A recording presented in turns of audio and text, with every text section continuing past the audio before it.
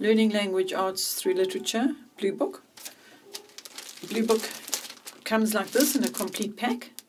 I'm going to show you now, take the pieces actually and show you how it works and how, as a parent using Blue Book, you've got everything covered. From absolute beginning basics of your child not being able to read a single word to being able to get them reading fluently. So in the pack, you're going to get your parent book, which is wonderful because it tells you step by step how to go about using the program and teaching your child to read. And then there's the student book, the interactive activity book. I'm going to go and open it and show you in a moment how it all works. But just to show you what's included in the actual pack is those two books, parent and student, as well as all these little vowel readers, short vowel readers, long vowel readers, a collection of those, and a set of those, and also your bridge readers. That's what comes in the pack. Then you have got your additional readers. These are a whole lot of picture books, little story picture books, what would be very familiar to you perhaps as Peter Rabbit. Now these stories are they're integrated in the program. Some people, the reason why they're separate and not just built into the whole cost package is because we respect the fact that you might have a favourite old Peter Rabbit sitting on your shelf from your own childhood days. However, it's unlikely that you are going to have, for example, this story, which is Caps for Sale. And I'm going to give you an example of how these are integrated into the program. You will read this story yourself. This isn't your child's book. This is Mom's book to read to her child. These little readers are the ones that the child is reading themselves through the program. And this is a little picture book that Mom is going to open and read to the child. Now the child gets to love having a story read to them, and there's the pictures in it, but it's too high a level for the child to read at this point. But Mom reads the story, and then the child goes to the activity book, and there's now an activity based on the sequencing, the order in which the caps were mentioned throughout the story.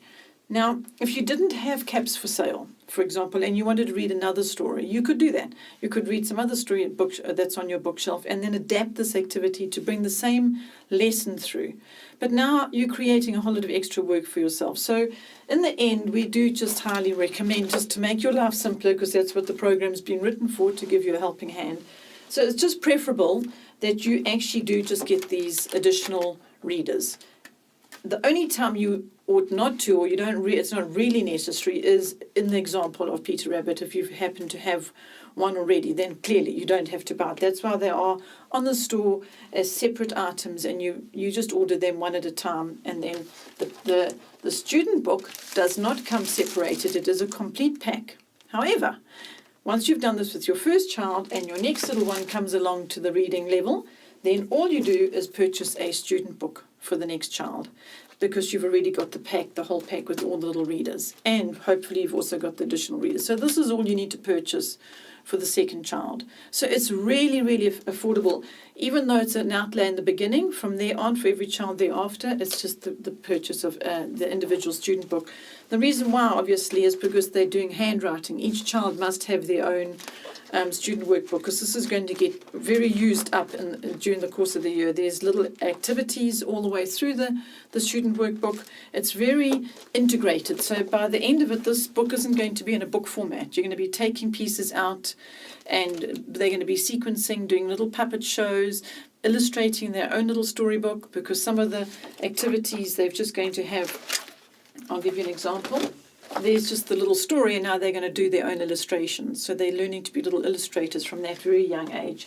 Another instance will be where there will be the illustrations, and now they must write their own little sentence underneath the story. So it's as I said in the introductory clip of Learning Language Arts Through Literature, is it has been written by moms who do understand your need, and furthermore they are specialists in their field of education and language specifically.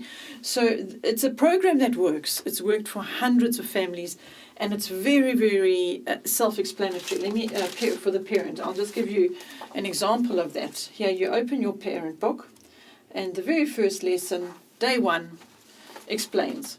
We're ready to begin an exciting 36 weeks of reading and language arts instruction. And it will give you instructions. 1, 2, 3, step 1, 2, 3, take out these particular letter cards. Oh, that is something I didn't show you in the pack, is a set of letter cards. I didn't actually dismantle this. A whole lot of different variety letter cards for the child or you to cut up and use throughout the program. But to come back to this lesson, I need to point out a few things to you. This is day 1, lesson 1, new skills, and it's given you steps 1, 2, 3, 4, 5. I do want to just add a little caution here. Just because it says part 1, lesson 1, doesn't mean it has to be completed on this particular day. And then lesson 2 has to be day 2. It's not necessary. You could actually take 5 days to do lesson 1 and just do one step at a time. It's so dependent on your individual child. One child's going to fly through this and just gobble it up and love reading and learn fast, like our son did. And our daughter, we did Blue Book 3 times over with her because it was just a slower process and she learned differently. So I just don't want you to be feeling that as a parent you need to follow exactly lesson 1, week 1, and the 36 weeks, and you've got to be completed by the end of the 36 weeks. It's not so.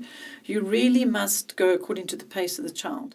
There's another consideration that I'd like to pass on to you, and that is that when you're teaching a child to read or maths, any skill where it's concept of precept upon precept and you're having to take one step at a time, it is important to have routine and to have a consistency in place.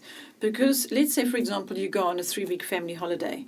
Try keep reading to your children up in that time, or get them, take a little read along and get them to read you a few sentences a day. Not to make it a pressure or they have to read and they've got to do their lesson. But the reason why I'm sharing this is because if you have big gaps, you are going to find that when you go back to pick up the lesson, you might have to go a few lessons back. And if that's so be it. It's okay. You can do it that way as well. In the event a new baby arrives and you don't get to the language lessons, don't put pressure upon yourself. I'm just thinking of the child. It is better for that consistency and that continuity to happen. So try and avoid too many holes or gaps in between. So rather do 10 minutes of language every day than 30 minutes of language 3 times a week, because now you're stretching it and you're putting too much on the child at one time. So little bite-sized pieces frequently is the preferred way to teach your child to read, to keep the process a joy, a pleasure, lots of fun, so that they love reading. That's ultimately, I'm sure, what you'd like to be achieving.